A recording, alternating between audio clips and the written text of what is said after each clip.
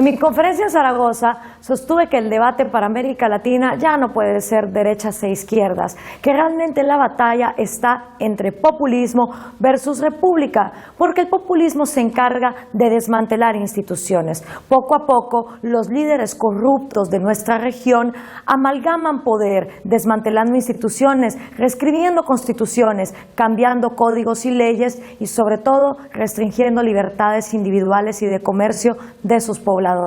Vimos cómo el populismo no ha llegado ahí por pura casualidad. Realmente es porque nuestras democracias han sido poco republicanas. No hemos logrado establecer igualdad ante la ley ni justicia para todos, mucho menos el poder impedir que los empresarios busquen privilegios o los sindicalistas amigos del poder también busquen los suyos. Las graves fallas de nuestros gobiernos demoraron nuestro desarrollo y nos permitieron caer en las redes del populismo. Los líderes populistas, militares o electos, de derecha o de izquierda, consideran que se les ha dado el poder de hacer lo que consideren necesario, incluso incumpliendo las leyes y la Constitución vigentes, con tal de cumplir con la supuesta voluntad popular. Pero, ¿quién decide cuál es ese deseo del pueblo? El mismo líder populista. Por lo tanto, no es relevante cómo vos querés gastar, ahorrar o invertir tu plata, ya que es el Estado, o sea, el líder populista, quien sabe mejor que vos cómo hacerlo, en pos de un supuesto beneficio de la sociedad. Por supuesto, ese paraíso de bienestar prometido nunca llega y en general solo termina notándose en la mejora del nivel de vida de los que ejercen el gobierno y su círculo más cercano. De esta forma, las personas empiezan a ver sus derechos violentados y cada vez tienen menos posibilidades sobre cómo encauzar el rumbo de sus vidas para ser felices. Por ende, nos volvemos súbditos porque solo los funcionarios iluminados tienen las únicas decisiones y así nos transformamos en esclavos de un populismo paternalista. Es irónico, nos consideramos personas maduras, pero elegimos gobiernos que proponen tratarnos como papás autoritarios y nosotros ser los niños irresponsables. Los grandes líderes populistas como Mussolini, Chávez o Getúlio Vargas coinciden en tomar una parte de la población y volverla el enemigo interno, que junto con el enemigo externo se convierten en lo que los populistas llaman antipueblo. Entonces, por un lado está el pueblo y por otro lado está el antipueblo. En cada discurso, el populista busca insertar odio en la sociedad, hacer que el pueblo odie al antipueblo. El antipueblo puede tomar diferentes formas, externas o internas. La oligarquía, la plutocracia, los yanquis, los españoles conquistadores, los empresarios locales, en fin. El pueblo, en cambio, es un cúmulo de todas las virtudes de una sociedad. El pueblo es honrado, es desinteresado y el pueblo nunca se equivoca, siempre escoge el mejor líder. Con esta dicotomía, el populista logra insertar odio en la sociedad y una vez así logra que la parte del pueblo se enamore de él, le perdone todos los robos, actos de corrupción, cambios de constitución, falta de justicia, porque supuestamente todo lo que el populista hace es en nombre del pueblo y cualquier cosa que vaya mal siempre será culpa del antipueblo. Todo esto se refuerza con actos de adoctrinamiento masivo en los programas de radio, de televisión, redes sociales y también en el sistema educativo. Todo líder populista busca amalgamar los tres poderes, el ejecutivo, el Congreso y el judicial, para tener todo el poder y gobernar en una sola mano.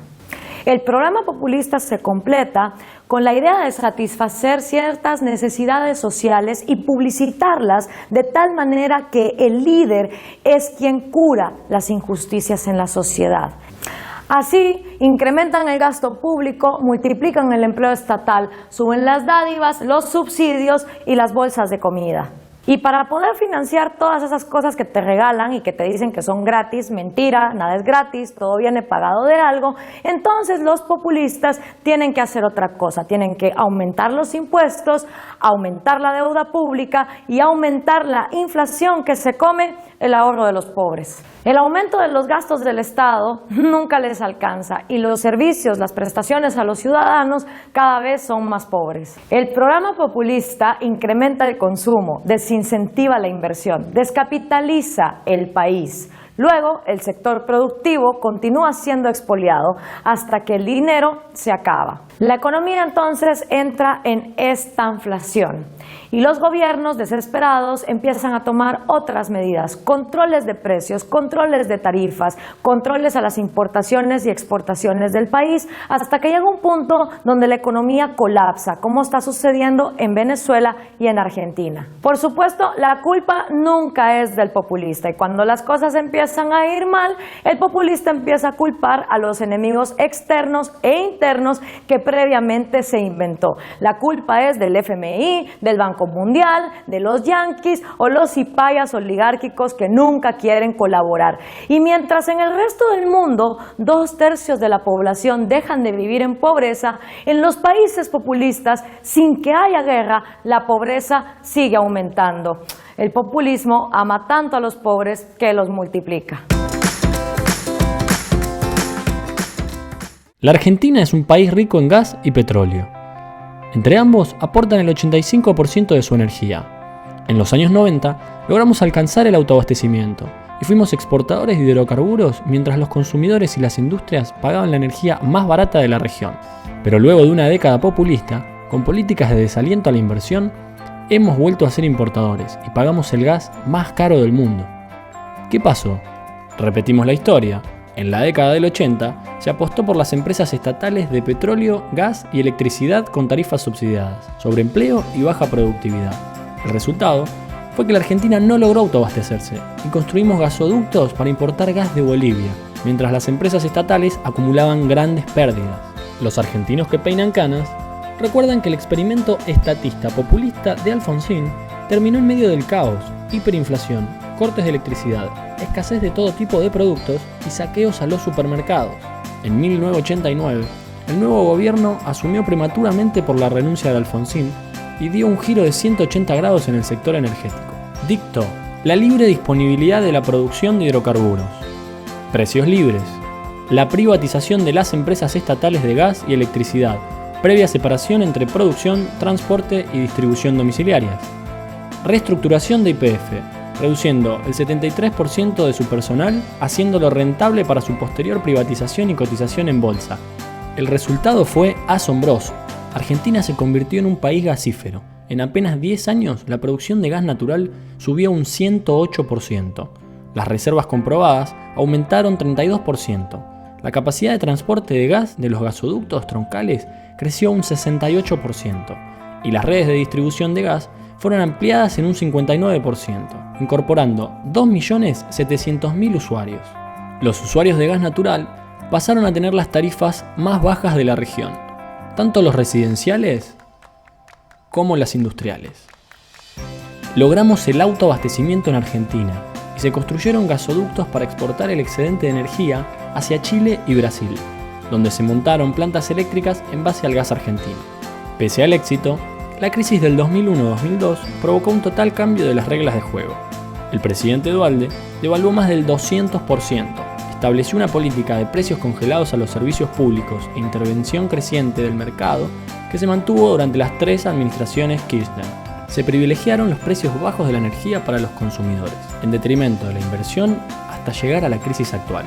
Las bajas tarifas de servicios públicos permitieron que la gente tenga más dinero en el bolsillo para comprar un televisor o un auto, y así se ganaron votos y elecciones. Pero los precios bajos hacen crecer la demanda de los consumidores por encima de lo normal y deterioran las finanzas de las empresas. Así vemos que las empresas distribuidoras terminaron presentándose a convocatoria de acreedores o están en graves problemas. Como resultado, cayó la inversión, sobre todo en exploración de hidrocarburos. Se redujeron las reservas y reaparecieron la escasez y los cortes de energía. Argentina pasó de ser exportadora a importar el equivalente al 32% de la producción de gas por un monto creciente, que ya llega a 14.000 millones de dólares anuales. Parte de esto proviene del gas boliviano a un precio de entre 6 y 11 dólares, y peor aún, el resto viene por barco y a un costo de entre 17 y 19 dólares. Así, nos aproximamos al final de la película, con inflación galopante, ajustes y tarifazos, que serán muy duros.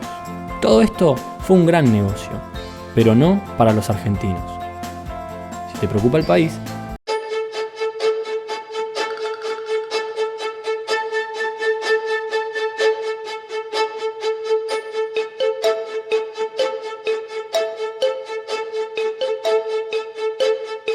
tenemos que tratar de no robar por lo menos 2 años. Una manga de ladrones del primero hasta el último. Ok, pero ¿es cierto? Transparencia Internacional es una ONG fundada en Alemania que se dedica a medir la percepción de la corrupción en 180 países.